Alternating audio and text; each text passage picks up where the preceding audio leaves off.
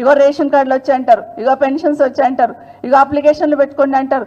ప్రజలందరినీ కూడా అప్లికేషన్లు పెట్టుకోండి అని చెప్పడంతోనే ఈరోజు గడిచిపోతున్న అంశం చూస్తూ ఉన్నాం. ప్రజలకు కూడా అర్థమైంది, మాటలతోనే కాలం వెళ్ళబుచ్చుతున్నారు తప్పిస్తే వీళ్ళు పనిచేసే తరీకా లేదు ప్రభుత్వానికి అని ఇప్పటికీ అర్థమైంది. పోనీ రాష్ట్రంలో ఇంత కల్లకల్లోలం అవుతుంది. ఒక సైడు మూసీ దగ్గర ఇండ్లు కూల్చేస్తూ ఉన్నారు, రోడ్ల పక్కన స్ట్రీట్ వెండర్స్ని లాగి పడేస్తూ ఉన్నారు, అల్లకల్లోలం చేస్తూ ఉన్నారు, పేదవాళ్ళ భూములు గుంజుకుంటా ఉన్నారు, అవసరం లేకున్నా పేదవాళ్ళ భూములు లాక్కుంటున్నారు. మరి ఇవన్నీ జరుగుతూ ఉంటే పైన రాహుల్ గాంధీ గారు ఏదైతే కళ్ళకు గంతలు కట్టుకొని చూస్తున్నారో అనిపిస్తూ ఉంది.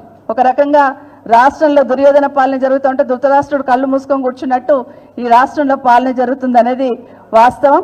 ఇప్పటికి ఎన్ని రకాలుగా ఇబ్బందులు పెట్టినా ఒకటి మాత్రం వాస్తవం, ప్రజలైతే చర్చించుకుంటున్నారు.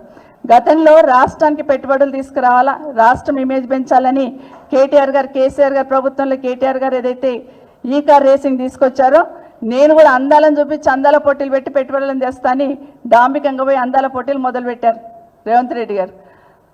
ఆ అందాల పోటీలలో ఆ సుందరీమణులందరినీ కూడా రాష్ట్రం అంతా తిప్పాడు. తిప్పితే ఏం చూపించారు? కేసీఆర్ గారు చేసిన అభివృద్ధినే చూపించున్నారు. పోనీ అదన్నా సరిగ్గా చేశారంటే ఎవరైతే సుందరీమణులు ఇక్కడికి వచ్చారో అందాల పోటీలో పాల్గొనడానికి వాళ్ళకి అవమానం జరిగింది, నేను ఇక్కడ అవమానపడ్డాను, తెలంగాణ రాష్ట్రంలో నాకు ఇబ్బంది అయ్యిందని మిస్ ఇంగ్లాండ్ ఏదైతే కంప్లైంట్ ఇచ్చిందో దాని మీద కమిటీ వేశారు. ఎక్కడ పోయిందండి కమిటీ? ఏం రిపోర్ట్ వచ్చింది? మరి తెలంగాణ రాష్ట్ర ప్రజల మీద ముందు పెట్టాలి కదా. నిజంగానే మిస్ మ్యాగీ ఎవరైతే మిస్ ఇంగ్లాండ్ ఉన్నారో ఆమె ఏదైతే స్టేట్మెంట్ ఇచ్చినప్పుడు రాష్ట్ర ప్రభుత్వం తరఫున సుమోటగా కేసు రిజిస్టర్ చేసుకొని ఇమీడియట్ ఎంక్వైరీ చేయాల్సింది పోయి నామకే వస్తే కమిటీ వేసినామని మాట్లాడి దాన్ని పక్కన పెట్టిన విషయాన్ని ప్రజలందరూ గమనిస్తూ ఉన్నారు. అంటే తెలంగాణ రాష్ట్రానికి వస్తే ఆడబిడ్డలను మర్యాదగా చూసుకుంటారని తెలుసు. ఎందుకంటే ఈరోజు మన తెలంగాణ రాష్ట్రానికి వచ్చి ఒక ఆడబిడ్డ అవమానపడిపోయినాను అని చెప్తుంటే కూడా ఈ రాష్ట్రంలో ఉన్న మహిళా మంత్రులకు నోరు లేదు, మాట్లాడడానికి కనీసం స్పందించే టైం కూడా లేదు. ఏం జరిగిందని కనీసం ఇంటర్నల్ కూడా అడుగుతున్నారో లేదో తెలియదు. కానీ ఈరోజు కేటీఆర్ గారి గురించి మాట్లాడుతూ ఉన్నారు.